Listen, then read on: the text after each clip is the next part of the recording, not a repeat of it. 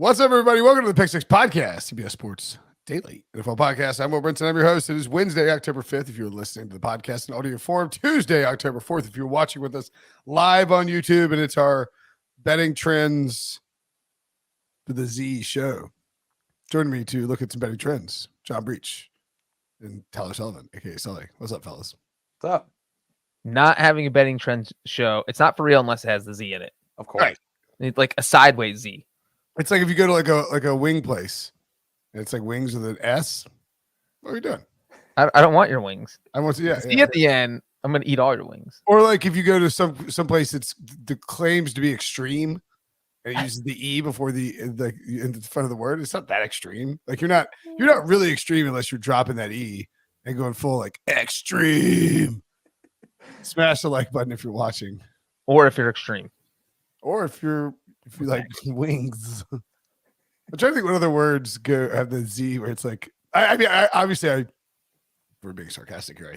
I am at least like if you have the Z at the end, then I'm a little skeptical. Yeah. I think I'm actually a little confessional. I forget exactly what it was, but I'm pretty sure one of my screen names when I was a kid, like I had the Z thing in there. Like there was something going on. Was your name Tyler Sullivan? It was, honestly, I wish I could remember it, but there was some Z action in there for the extreme screen name. I saw speaking of wings, I saw like a Instagram reel for like an quick make at home game day wings, and now like I've been thinking about these chicken wings for like 24 hours. I love chicken wings. Yeah, chicken wings pretty good. Okay, anyway, that's the perfunctory small talk. We good? After the show, chicken wing eating contest. How many wings do you think you could eat in like a 15-minute span? I would get smoked by you guys, but I could hold my own, but I don't think I would win. Why did you say you guys? What are you accusing me and Sully of? I just think that we're just extreme winging. I guess we're just extreme wings. Sully lives like an hour from Buffalo, so he's naturally that makes him a good chicken wing eater. The closer you are to Buffalo, the better you are at eating chicken wings. Yeah, but you're like Jeffrey Dahmer, so. I don't think you ate chicken wings, Brenton. Yeah, but the skill set translates, I feel like. Anyway, let's get into you know who has wings? Falcons. Falcons have wings. Ooh. There you go. What a segue. By the way, we didn't win the podcast award. Did we mention that last night? Morning Combat won it. Oh, so good for them. So how happy are you that you're not getting a tattoo now? I had, or did you want one? Were you thinking about it a little bit? I didn't want a tattoo. I was kind of excited about winning an award, just because I wanted to spend the next like year of my life explaining to people that I'm an award-winning podcast host. Yeah, that does sound nice. Right. Yeah, but like an award nominated, I guess that doesn't roll off the tongue that much. Nearly award-winning. Yeah. Okay. I don't know. Nearly award-winning podcast host. Well, because like Grammy nominated still sounds nice. Like if it's like Grammy nominated, blah, award nominated podcast. That sounds a little too vague to me. It sounds desperate. The guy who almost got a tattoo for winning an award, Will Brinson. Nearly award-winning podcast host. All right. Falcons versus the Buccaneers. Falcons. Hold on, let me double check that. Is it Falcons at Buccaneers or Buccaneers at Falcons? It has to be at. Yeah, it has to be at Buccaneers if it's -8. Right. Yeah. Both are 2-2, tied for first place in the division. It's actually moved up to 8.5. The over/under is 48. I don't think we didn't talk about this game on our look ahead. Did we breach? No, we didn't, because we talked about the Chiefs on Monday night, but not the Falcons. This is an interesting one because the Bucs they haven't been great this year. The last time people saw them, they didn't look good, on off. I mean, they looked okay on offense, not very good on defense, obviously. Atlanta now missing Cordarrelle Patterson for I believe the season. He's on IR, so at least okay, that's right. And then there's a ton of injury news coming out of week 4, which is to be expected. Like this is, you could kind of like the injuries are going to pile up now. That's just kind of how it works. You 4, 5, 6, 7 weeks of this NFL season will wear on people. What kind of trend you seen here, Sully, on Tampa Bay and Atlanta? Obviously, the line has moved half a point. Well, I mean, I look at the Falcons and they're like this year's Lions from a year ago. They're 4-0 against the spread. They've covered in every single game that they've played this year. But I do wonder if this is where it's going to kind of go awry for them, where that perfect against the spread record is going to go away, because Tom Brady absolutely owns this matchup against the Atlanta Falcons throughout his career. He's 10-0. And his career starts against the Falcons, including playoffs. Insert your 25 point lead Super Bowl joke. But he's only one of 4 quarterbacks to have that great of a record, 10-0 or better in his career. Elway against the Patriots, Andrew Luck against the Titans, Otto Graham against the Cardinals. He's just absolutely been insane. A passer rating, 113.9. It's the best versus any team in his career. For some reason, he just absolutely owns the Atlanta Falcons. So this one, again, you might be a little weary because, it's 8.5. It's kind of a big number. And obviously the Falcons have been good against the spread this year. But historically, Brady has absolutely owned this team. By the way, if Tom Brady were to throw, Breach, 2 touchdown passes and 0 interceptions this game, do you know that he would have 28 touchdown passes and 3 interceptions in his career? Oh my God, that's going to happen, because 28-3 always comes up with anything involving the Falcons. Yeah, we just saw the comment of Brady and Giselle possibly getting divorced. New York's page. Wait, what? New York Post page 6 reported to have hired divorce lawyers. And you know what, Brinson, you've made this point the last couple of weeks, is that you think you can put that stuff away when you're not out there playing games. Some people can, some people can't. Brady seems like a guy who can, but there is always that chance that these things are in the back of your mind while you're on the field. But Brady's been doing this for so long. And I'm sure, everybody deals with life problems sometime or another. So I'm sure this isn't the first time he's dealt with issues. What? Was he married to? No. Okay, yeah. But one other thing. This is what a plot. This is like, they're basically getting. Okay. All right, let's. I don't want to dive into the Tom Brady allegedly getting divorced thing and make it like a big part of this podcast, but I do think it's like, I think it's important for the Buccaneers season. Like, if the Buccaneers were 2-4 and Tom Brady felt like he was going to lose his marriage, would he walk away from football? Obviously, clearly it doesn't look like that. Not, right? All the stuff that's been leading up to this, and again, it's just a report that they've hired divorce lawyers, but like the fact that, we heard, Tom Brady retired and then came back and then, was away for like the 11 days. And it was weird. And then Giselle puts out that Elle interview that we talked about where she says, it's my time now. And then Tom Brady's been acting like sort of sullen and not thrilled about stuff. It all kind of checks out, I guess. Yeah, no, it makes sense. It felt like it was trending this way. As it relates to this game, I don't know how much it's really going to have a huge impact on it. Maybe Brady just is, pissed off and is like, all right, I'm going to go scorched earth, take all my anger out on the Falcons. Like, maybe that's where we go. Maybe you lean over on this. That is something where, maybe he just scores 1 billion points. But I feel like that kind of checks out, right? Like, doesn't that kind of feel like where this thing's heading in terms of? I don't think Brady's going to go there and be sad against the Falcons. I'll say that. No, I don't think it's going to be one of those like doom and gloom. I'm going to hand it off to Fournette every time and just kind of sulk off the field. No, it does not feel that way. Man, Breach, have you written about this for CBS? Throws a wrinkle in it. I have not. That's the biggest surprise. I think divorce speculation is a touchy subject that you kind of stay away from unless Brady or Giselle statements come out. I think right, exactly. And I think you want to be getting too crazy with the report from the New York Post. And that's not to say it's incorrect, because obviously, settle down, Walter Cronkite. Right. As Tyler said, it feels like it has been trending this way. But again, one thing about Brady is that it's not just going to be, hey, I'm playing the Falcons. The Buccaneers have not looked good on offense, and maybe it's because of all this. Maybe all of that weighs into it. But also, they've lost 2 straight games, and you rarely see Brady lose 2 straight games. You never see Brady lose 3 straight games. In his career, he is 14-0 straight up, coming off a 2-game losing streak. He is 12-2 against the spread. Those are just 2 numbers that kind of blow me away because it's Brady putting his foot down. We're not losing a third straight game. And anytime he has had 2 straight losses, his team has averaged 31.6 points per game in that third game to avoid that third straight loss. And they have won 11 of those 12 games by double digits. So they just go out there and they spank teams when Brady's coming off a 2-game losing streak. So it is going to be Brady scorched earth out there. Yeah, that's kind of how I feel too. I don't think you can set this line high enough. Also, the Falcons love to run the football.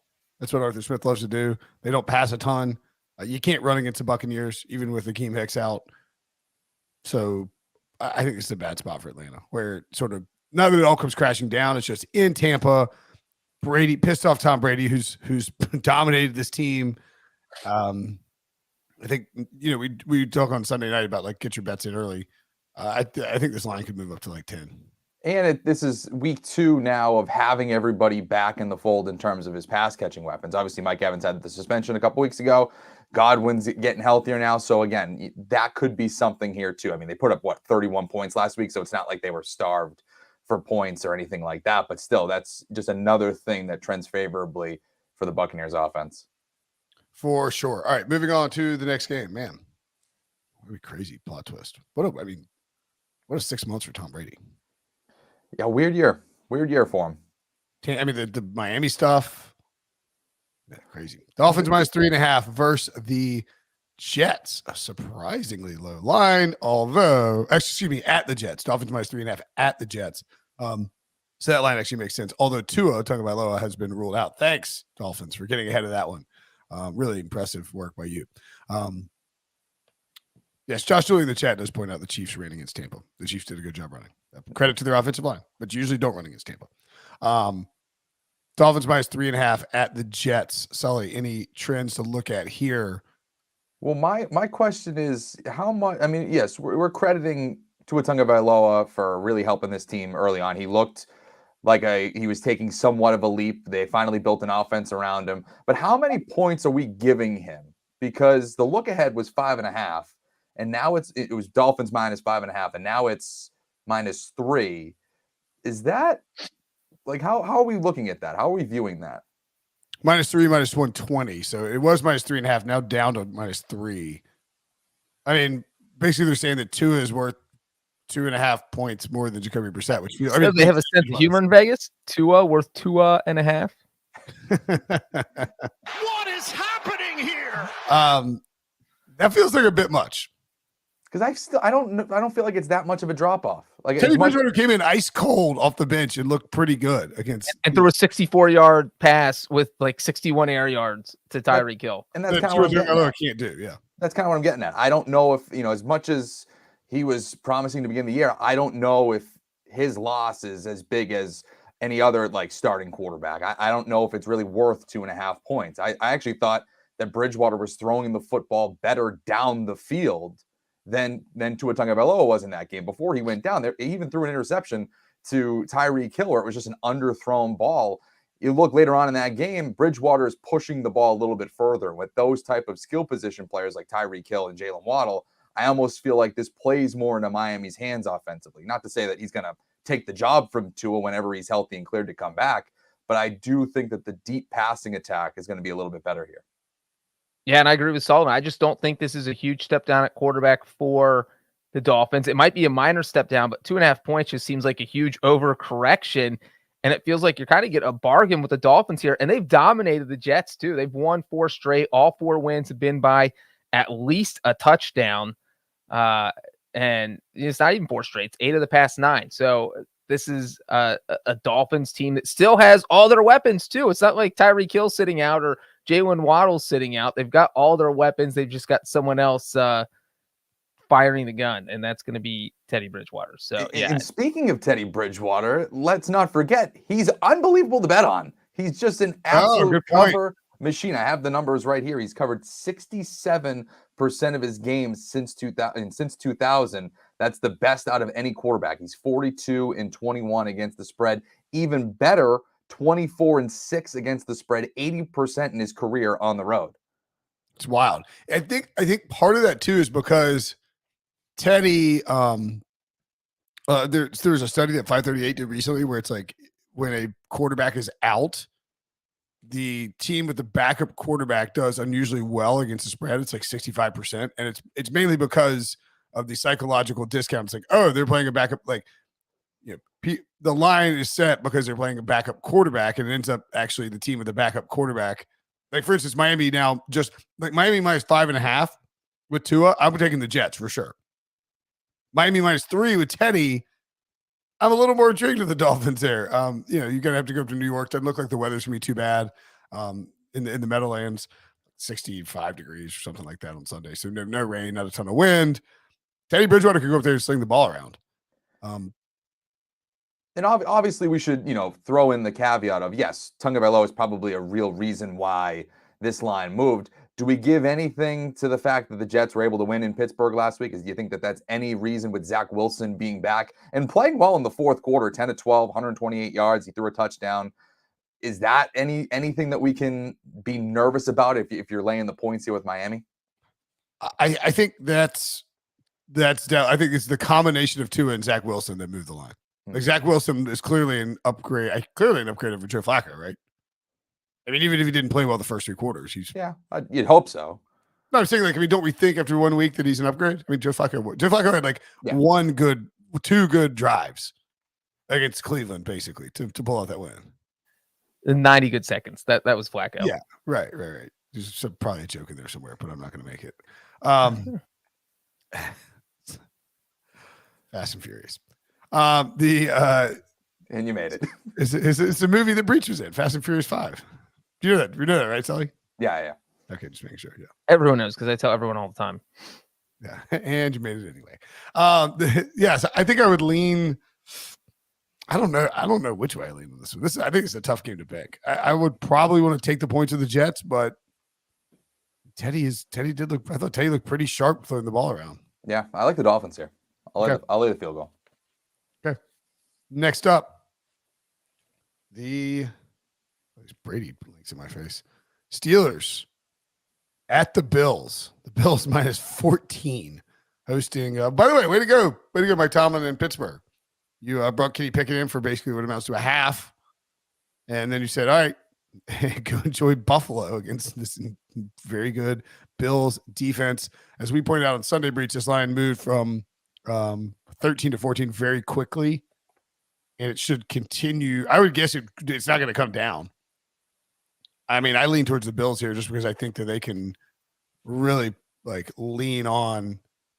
Okay, they can really squeeze, just make life tough for a rookie and Kenny Pickett. But I'm curious what the trends are here, Sully. Yeah, I don't have that many trends. It's mostly just wanted to talk about Pickett and how this is going to really impact him. Again, this was something that I think, we've talked about a bunch.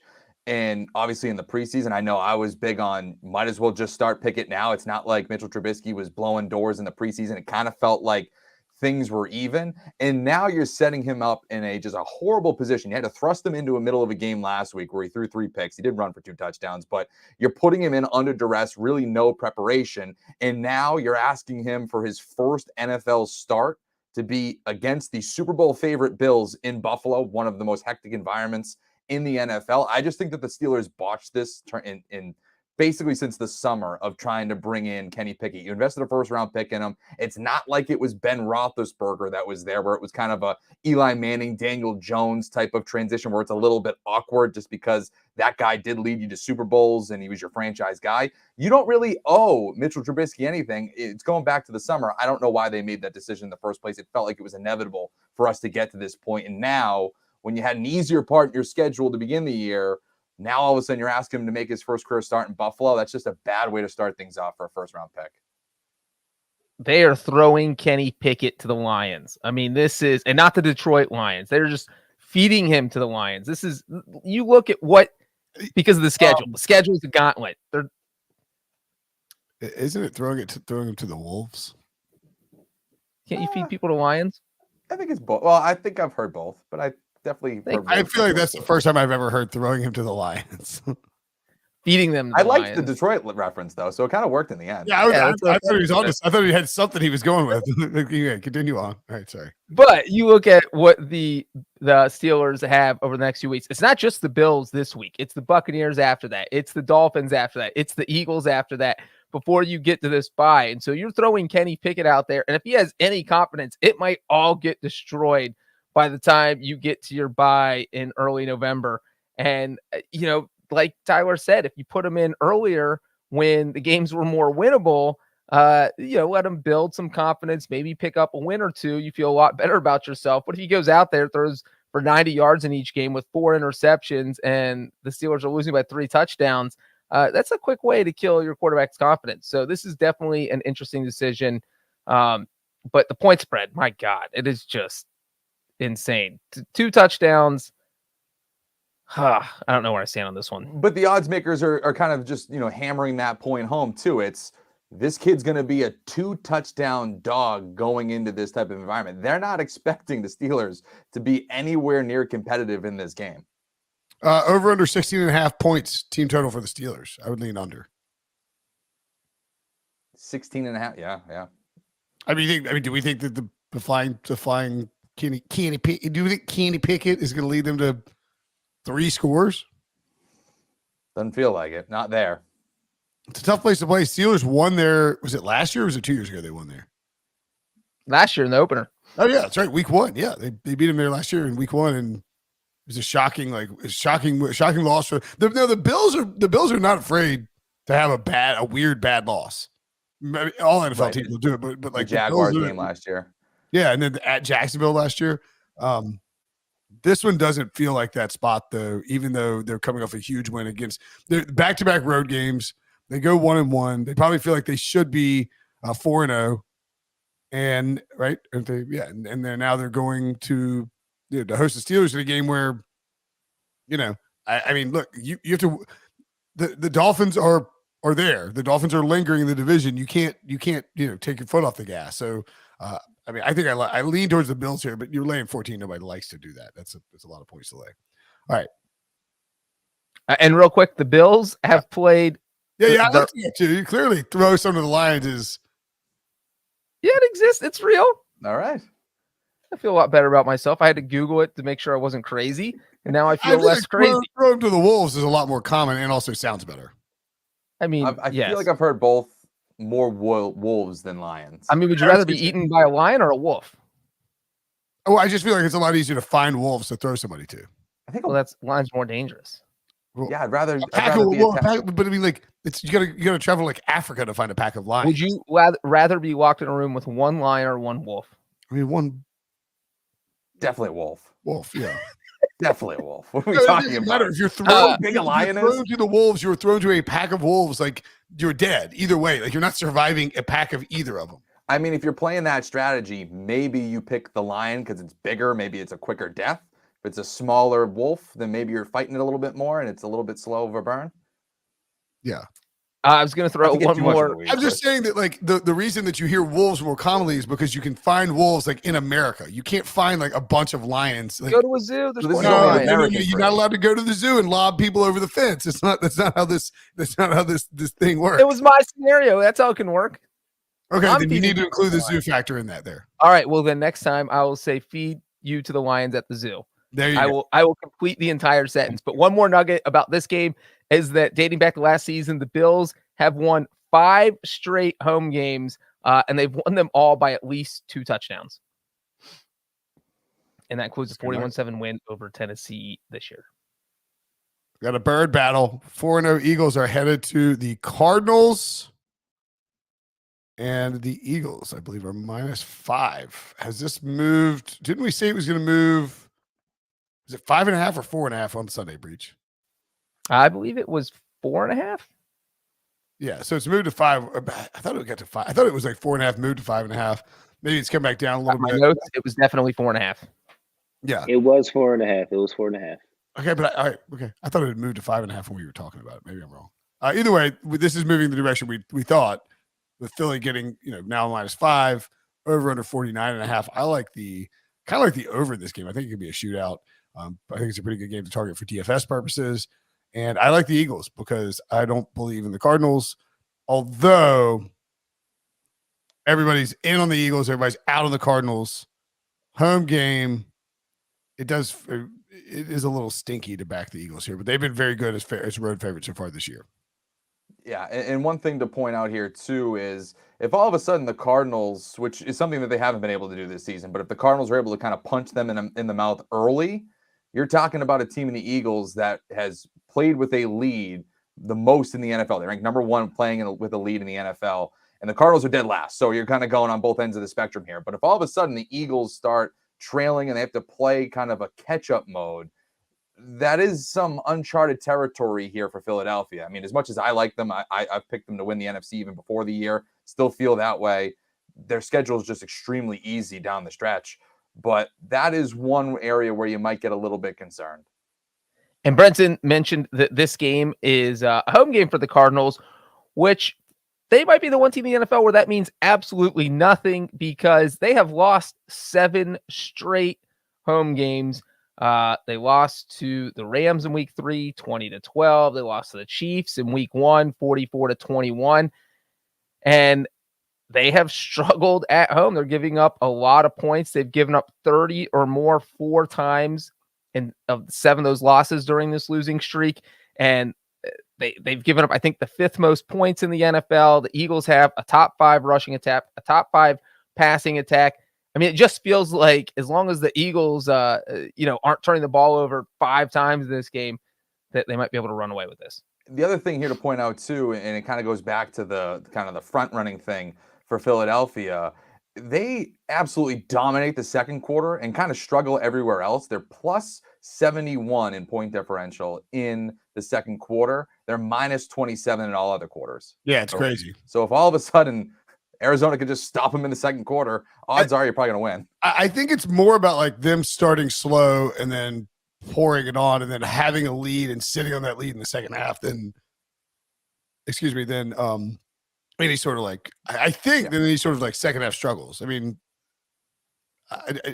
definitely it's concerning that you're not scoring points in the second half, but when you have a lead like that, if you have a lead in bad weather against the Jaguars at home, you're going to pound the football in the second half, force them to be perfect on all the drives. And so I think that feels like a lot of what they're doing. Although, the Detroit storm back in through the back door, it does feel a little, there's some, I would say, some concern about in an elite matchup, is Nick Sirianni going to know to keep his foot on the gas because he needs to.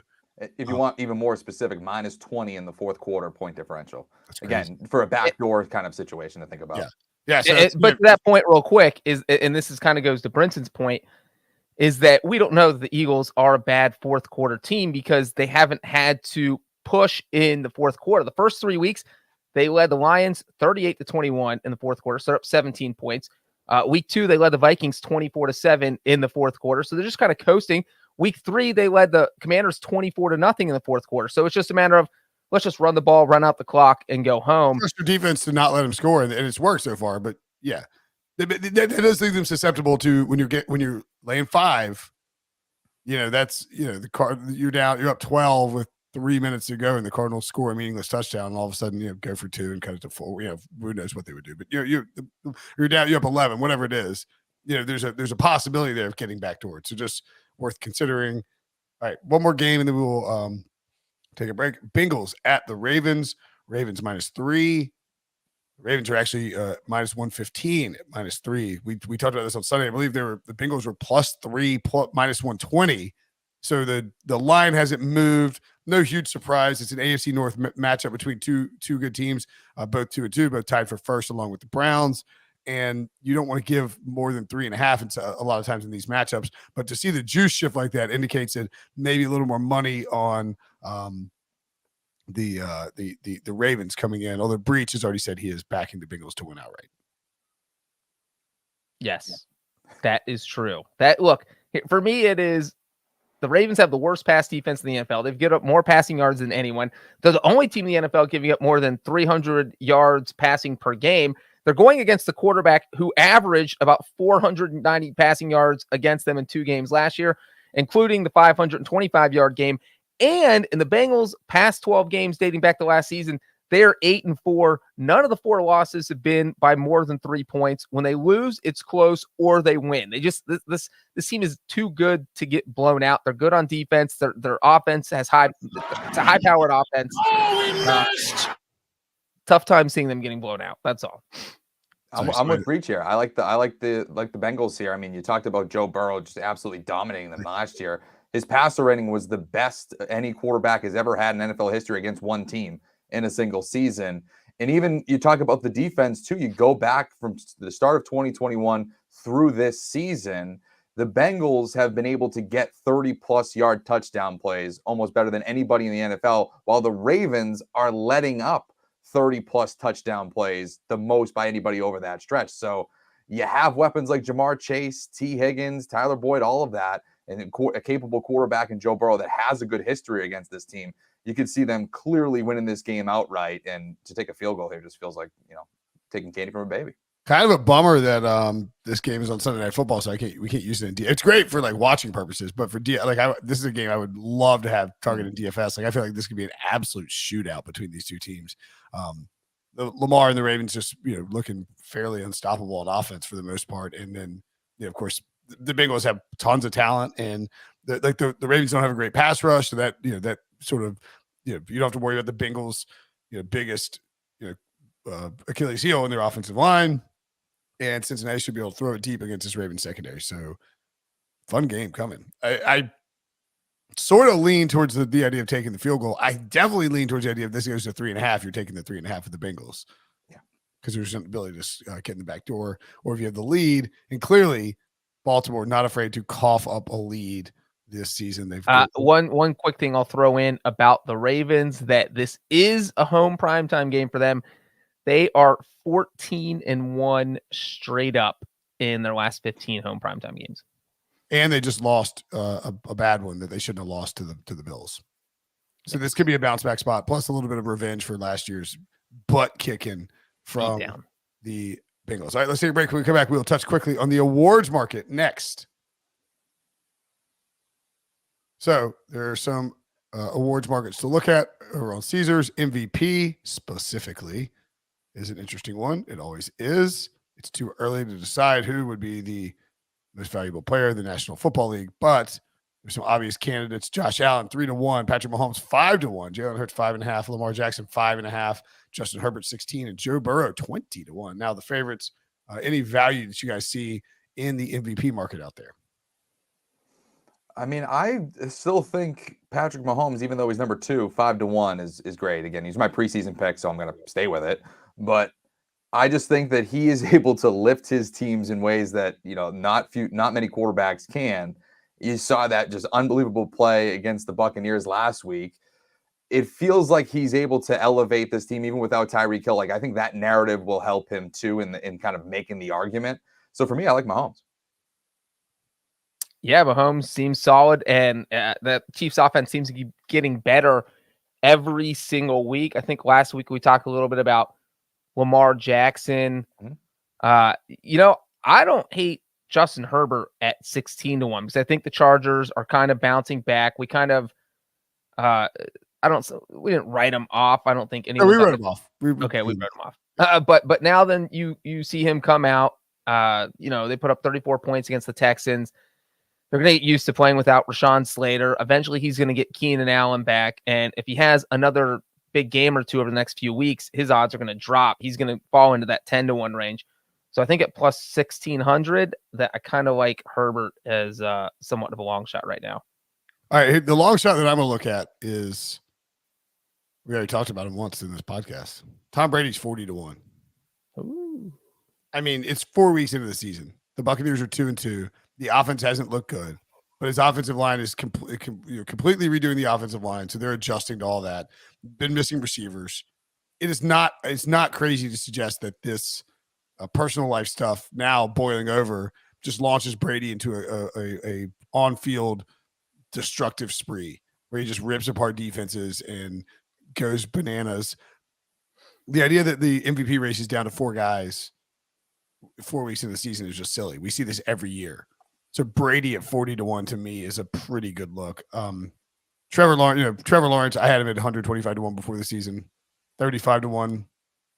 I don't guess I hate it, but as Sully has pointed out, there are better ways to attack the Jaguars potentially, including the Coach of the Year award. Although at this point, Doug Peterson 7-1, probably better bet than Trevor Lawrence 35-1 for MVP. Yeah. I mean, I think he's getting a ton of the credit for the turnaround. I think the Urban Meyer narrative is something that's going to play into the voters' kind of mindset. And if all of a sudden, I mean, this division is totally up for grabs. I mean, Indianapolis is not what we thought they were going to be this season, at least so far through 4 weeks. And the Jaguars are taking a kind of an uptick. Again, they had that, that loss against Philadelphia where Trevor Lawrence had 5 turnovers, 4 fumbles or something like that. That's not going to help his case in these kind of discussions here. But for Doug Peterson, if he's able to right the ship and win this division, that's all you really need to do. And you could win this division at 9-7 or whatever it is, 9-8. Like, that's all you really need to do to be able to put yourself in contention here, unless you have the Philadelphia Eagles just go undefeated. The Eagles are the ones in the NFC. Doug Peterson's not. It's not going to matter what Doug Peterson does. Right. That's probably the only thing preventing him. Conversely, and I cannot believe I'm saying this. I really, goes against my entire ethos.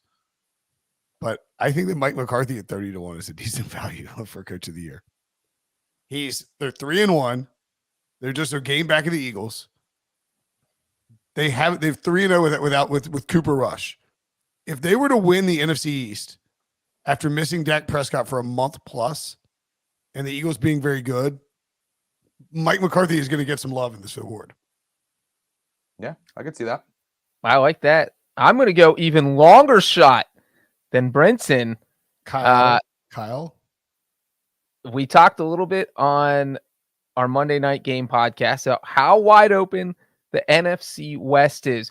Well, what if the Seahawks make the playoffs? You know how far down Pete Carroll is? Tied for the worst odds. He is 100-1 to win this award. And I know Pete Carroll gets slammed all the time, but if the Seattle Seahawks, I'm not even sure they have to win the division. If they get to the playoffs with Geno Smith, that might, and this assumes Jacksonville can't win the division. No, that might trump Jacksonville winning the division, honestly. Yeah. So there you go. Pete Carroll is 2-2, tied for first place in the NFC West, and he is sitting there with the worst odds at 100-1. Are you kidding me? I'd at least sprinkle a little bit on that because the Seahawks looks pretty good, and maybe they can surprise some people and get to the playoffs. I don't think it's crazy to hit. So you got Kyle Shanahan at 50-1.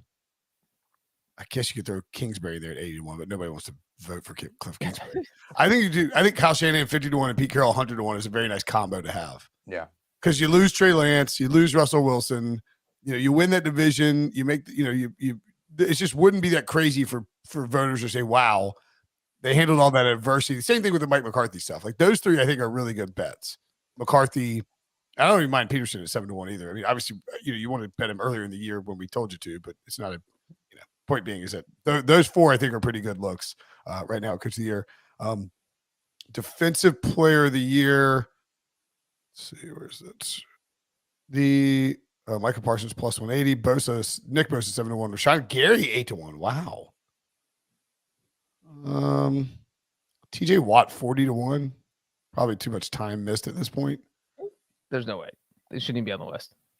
Yeah, I don't see. Maybe Devin White at 50-1 is something I would look at. It's not a lot of love, not a lot to love on here. Bradley Chubb 50-1 is a possibility, I guess. Is Roquan Smith playing well enough? I feel like we talked about that. You have to have your team has to be good to win, though. That's a problem for that. Yeah, I don't know. This is too wide open right now, I think. I think Bosa at 7-1 feels probably one of the better ones here, just because Micah Parsons at plus 180 is just so low. It's probably not worth taking right now. But through 4 weeks, he leads the NFL in sacks. There's no reason he can't keep that up. And then you look at the 49ers schedule. They have another game against the Rams. They get to play the Carolina Panthers this week. He might get a few more sacks on Baker Mayfield. And then you just look at the rest of their schedule. They get to play the Commanders, and everyone gets to sack Carson Wentz. And so I could see Nick Bosa racking up a few more sacks and being in this race at the end of the year. Yeah, maybe Von Miller too. Another one to look at. Again, just someone who's going to be in it all throughout the season on a Super Bowl contender. I mean, like we were just saying too, he could put up a ton of sacks. He could take down Kenny Pickett like 15 times next week. So that one to me is someone to kind of keep an eye on. Yeah, I like it. All right, let's move on to we'll do one more. Comeback player of the year. Comeback player of the year. Where are you? This is not my fault. The layout is very difficult. There it is. All right. Saquon Barkley plus 160. Man, it's gonna be hard to beat Saquon Barkley. Brian Robinson Jr. 4-1. He's coming back from getting shot this year. I mean, I don't think that's where the voters will go with their selections unless he's just a monster. You know what I mean?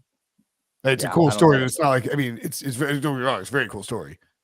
But it's not really how those voters think about this. They think about it in terms of like Saquon hurt, not playing well, comes out, looks awesome. Giants are decent.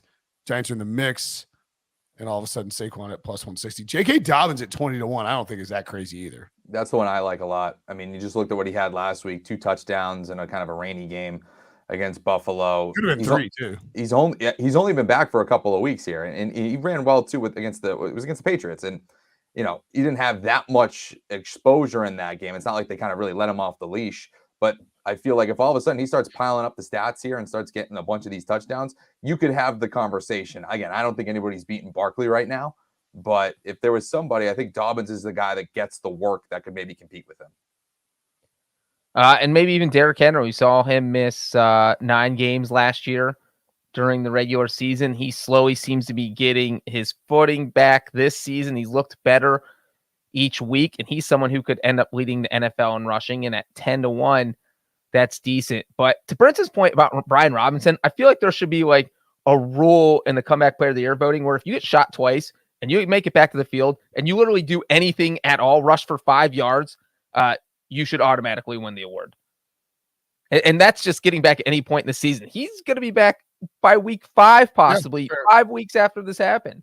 Well, and you look at what Antonio Gibson has been able to do in the early seasons. I mean, he was supposed to have that role. I mean, he was beating Antonio Gibson straight up over the course of camp. And again, he's kind of come down a little bit over the last few weeks here, but you're talking about double-digit carries on a week-in, week-out basis. If he now just adopts all of that, I'm not saying obviously by week 5, but if you're talking like week 7, the earliest, if all of a sudden he just completely, jumps over him in the depth chart, there's a lot of touches there to pile up some stats.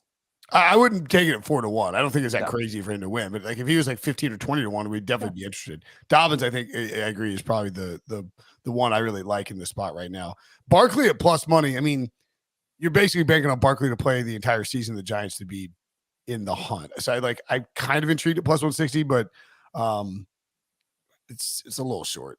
I mean, like any of these awards 4 weeks in at plus 160, anything under 2-1 on any of these awards 4 weeks into the season, like we're not even a quarter of the way home, Maybe the only other one, if you're talking, super long odds, 80-1 Chris Godwin. If he just is healthy and Brady starts going off here over the next few weeks, I mean, that he's proven when healthy, he's the go-to guy. So that may be someone if you're looking for a super long shot. Like I like that better than like, DJ Chark and DeAndre Hopkins who are around his neighborhood. Yeah, I would agree with that. All right. Good stuff. A lot of games covered, a lot of awards covered. Kept it reasonably tight. That's it. Great stuff as always, guys. We'll be back tomorrow. Brady Quinn Football Show, of course. BQFB, and whatnot. For Sully, for Breach. I'm Brinson. Thanks for watching. Thanks for listening. We will talk to you guys later.